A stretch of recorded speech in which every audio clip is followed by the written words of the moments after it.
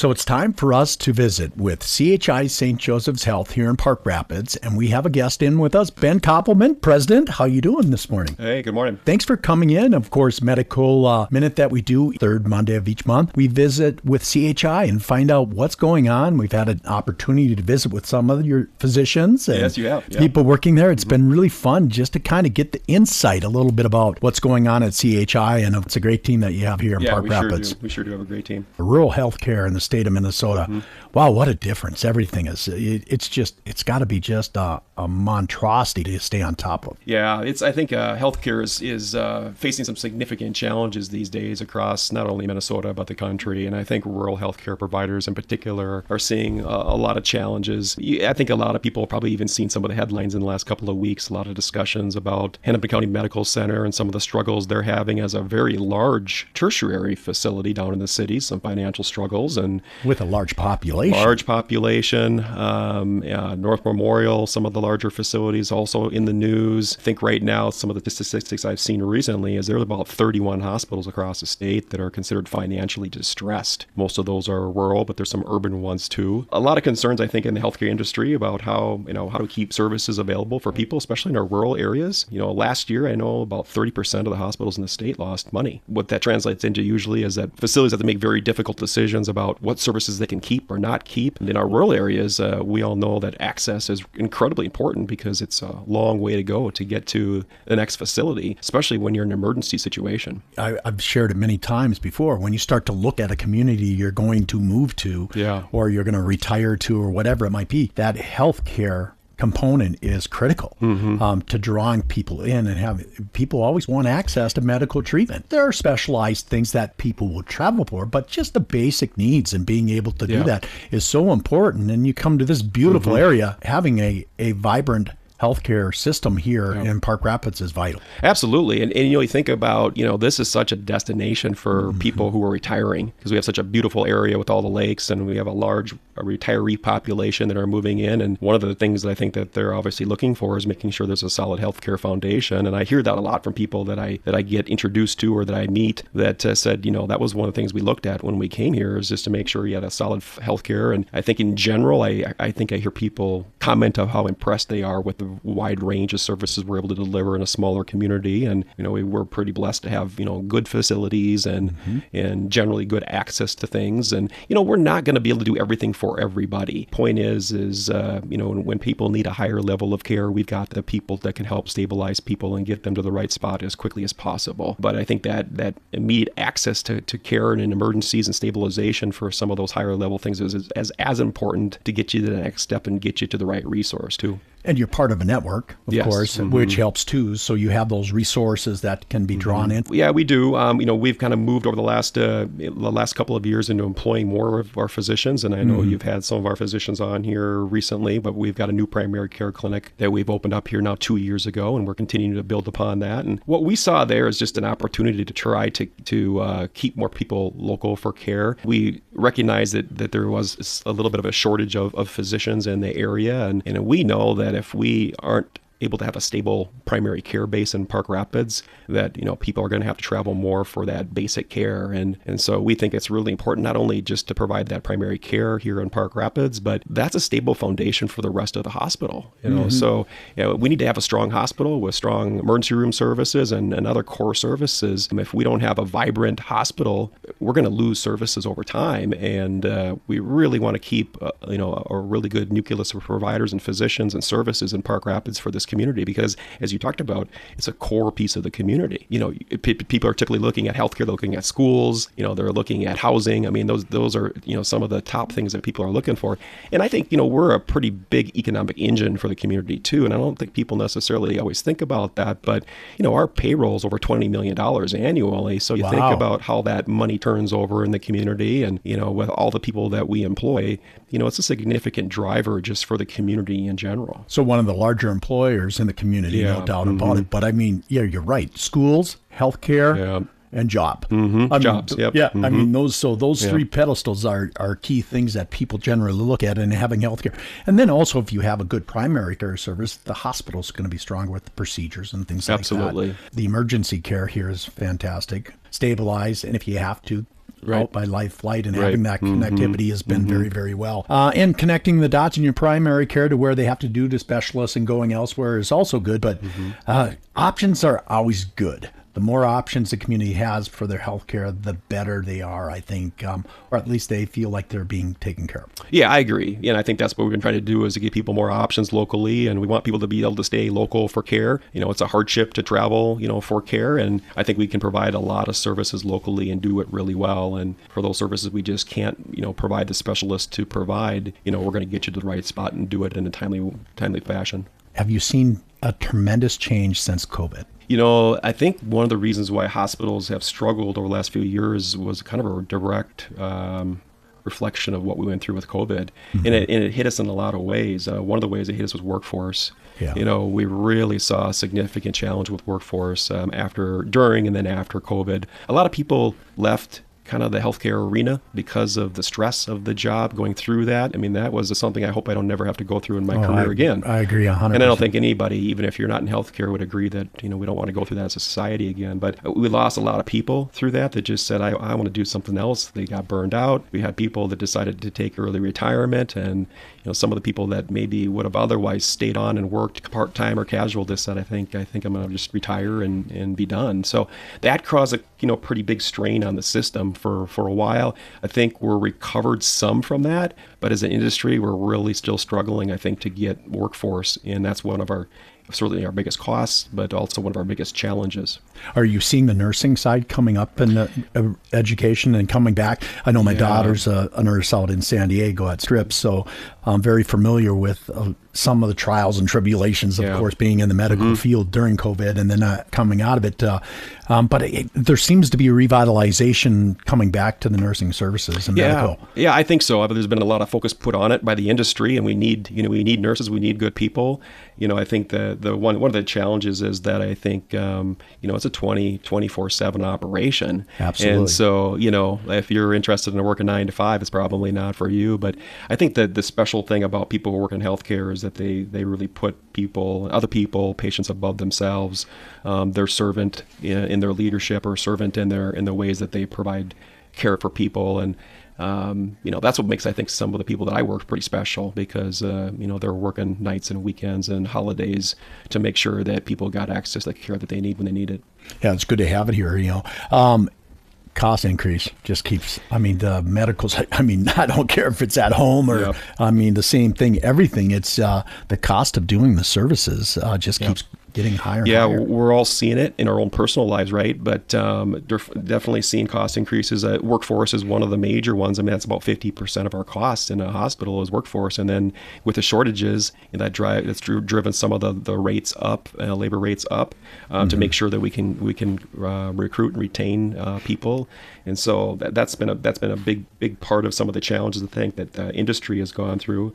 And I think some of the other things that I think are worth highlighting in terms of the challenges for hospitals, and in particular to the rural hospitals, is just some of the reimbursement challenges continue. So I think it'd be important. It's always in the news. It's always in the news, and I think for your listeners just to know, in Park Rapids, 70% of our care is provided to Medicare or Medicaid patients. Wow. Both of those funding sources, or both of those that reimburse us, are reimbursing us less than our cost. So Medicare less than our cost, Medicaid significantly less than our cost, as much as 20 to 30% below our costs, not below what we bill, because that we know how expensive healthcare is. But I think one of the reasons why it is so expensive is because we are not getting reimbursed for Medicare, Medicaid at our costs, so that cost then shifts to the commercial payers, and so other people end up paying more out of pocket. The other thing I think that we've seen is a really a new phenomenon in the last several years is because healthcare has gotten so expensive, premiums are going up for everybody significantly. Absolutely. So what's happened is they can only maybe afford a plan that has a high deductible plan. They may have a $5,000, $10,000 deductible, and that's all they can afford. But it gives them kind of that insurance policy that protects them from the catastrophic. Yeah. But what then that happens is when they seek care, they really don't have the ability to pay that out-of-pocket cost, and the hospital just has to write that off.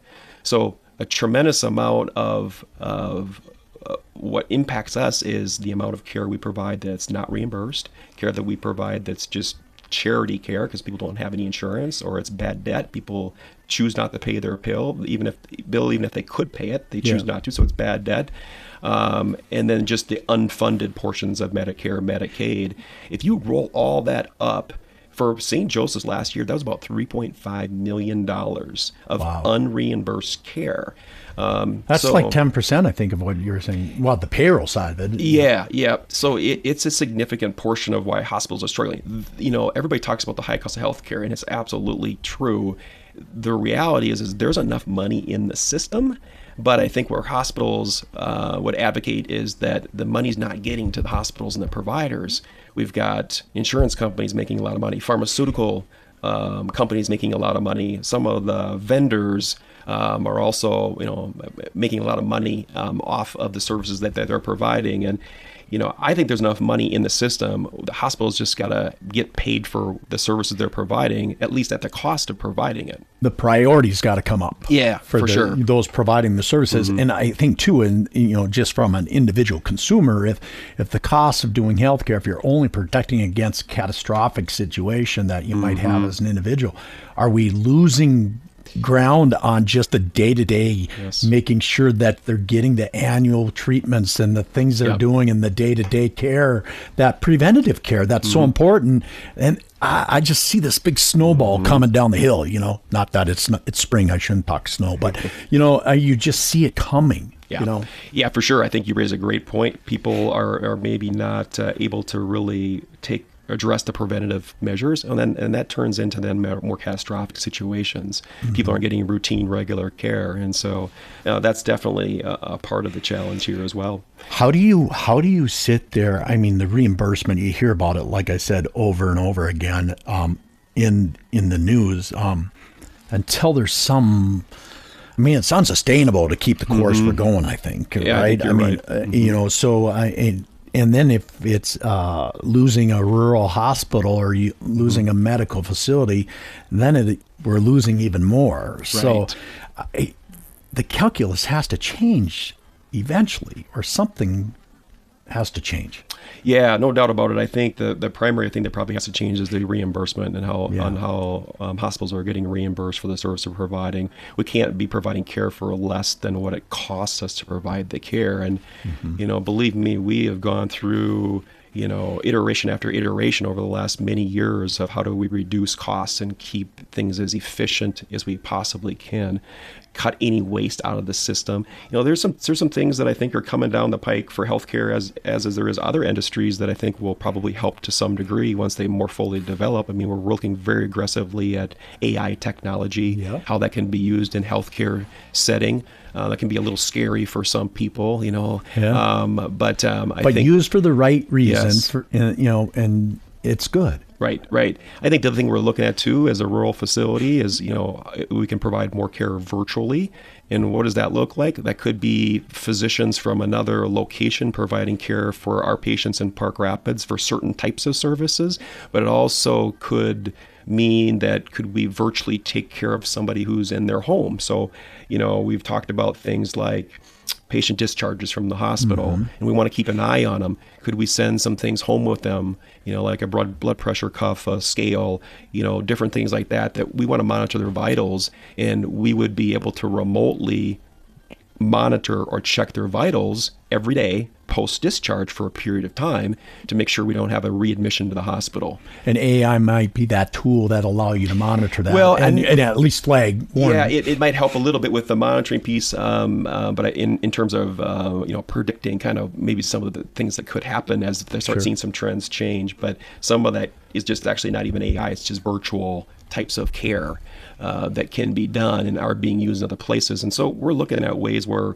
are there things and tools that we can use that would help keep people at home or monitor them at home more and prevent them from having to come back to the ER or to the hospital. Or part of primary care where I've been there and have had the virtual meeting with a doctor from miles away. But it was really, you get hooked up, the same thing is occurring. They're just not physically there. They're talking to you through a computer monitor. But I absolutely loved it. Yeah. I mean, it was an opportunity to, I felt like I got more time.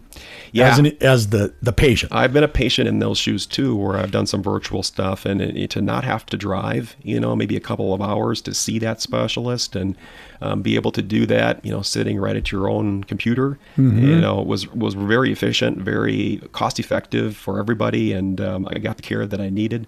So I think there's more that we can do there. And we're looking at all those types of options to, again, continue to provide as much or more care for our, the virtual technology has gotten so advanced that I think there's opportunities where maybe people in the rural areas in the future will be able to get access to more and better care if it makes sense for certain conditions than we have been used to in the past. And probably more specialized too. Yeah. I think I agree with you. I think that's But even think about the chronic conditions people have, whether it's diabetes or heart failure or whatever. I mean, we could be doing more monitoring them in their own home. And then when we see some red flags, calling them saying, we think you need to come in and see the physician before it becomes the call to 911.